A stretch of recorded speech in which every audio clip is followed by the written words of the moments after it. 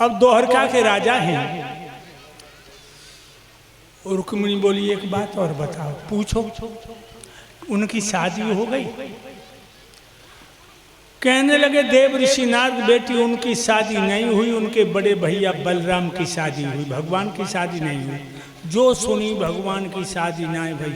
अरे दैया रुक्मिणी ने मन ही मन में संकल्प कर लो, क्या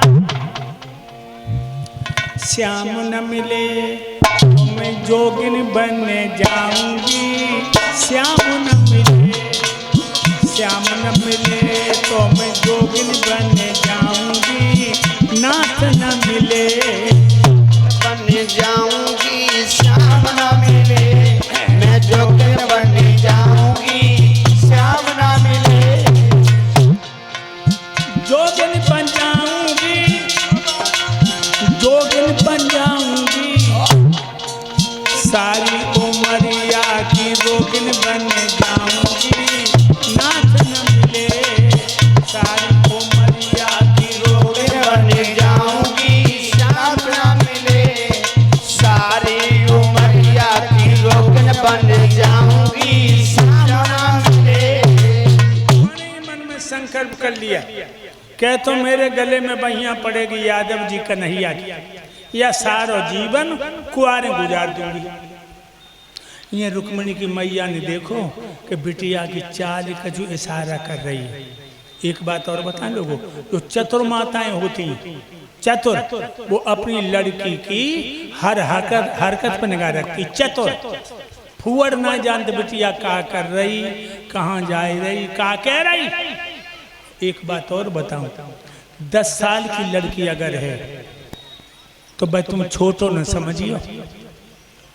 10 साल की लड़की है भाई छोटो न समझियो। जो जब तक घर घर में टीवी चली है तब जो लड़का लड़कियां बड़ी एडवांस हो गई, दिमाग में रखना। आज रानी ने अपने पिया भीष्मक को बुलाया कि कही महाराज राज्य के मत में ते अंधे हो गए, तुम्हें जेव पतो ना है, घर में जवान लड़की कुआरी घूम रही है, कहूँ अच्छो लड़का देख के बिटिया के हाथ पीले कर दो, जमानो अच्छो ना है। सोई राजा दरबार में पहुंचे। मंत्री हाँ कहिए। आज जितने जो नौजवान बुजुर्ग बच्चे बैठे हैं और जो माताएं बहन बेटियां बैठी हैं, सबसे कह दो आज कोई मुकदमा नहीं लिया जाएगा। आज महाराज विषय पे चर्चा करेंगे, सभी लोग अपने अपने विचार दो। अभी लोग भाई बहनों माताओं, आज कोई मुकदमा नहीं लिया जाएगा। आज महाराज विषय पे खर्चा करेंगे और अपने अपने घर से अचार ला के दे। आप लोगों को मालूम है अचार कई प्रकार के होते हैं। चुप हो जा, चुप हो जा।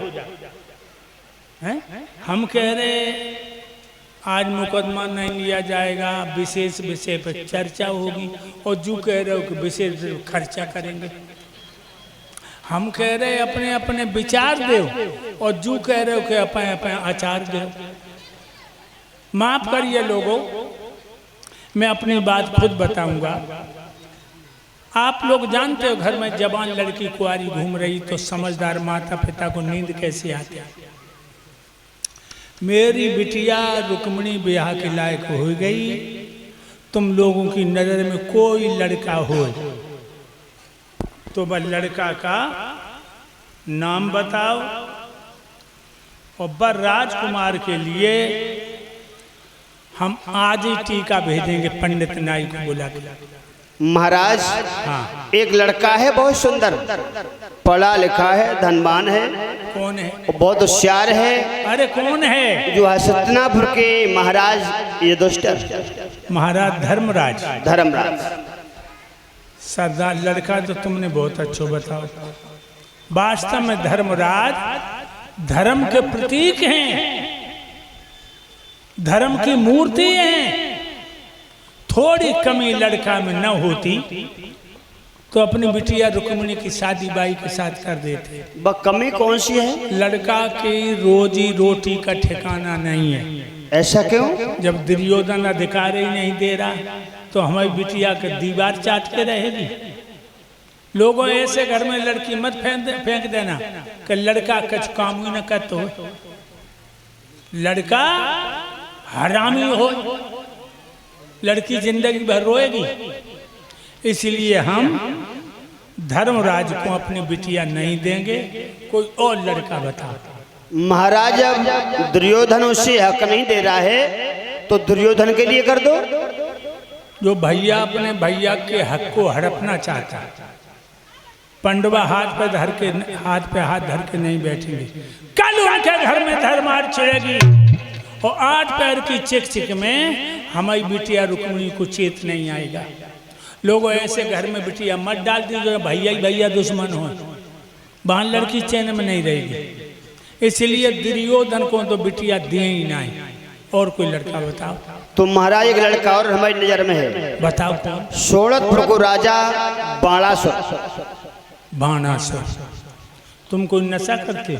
नशा तो कोई नहीं करता। नशा नहीं करते, नशा जैसी बातें क्यों कर रहे हो?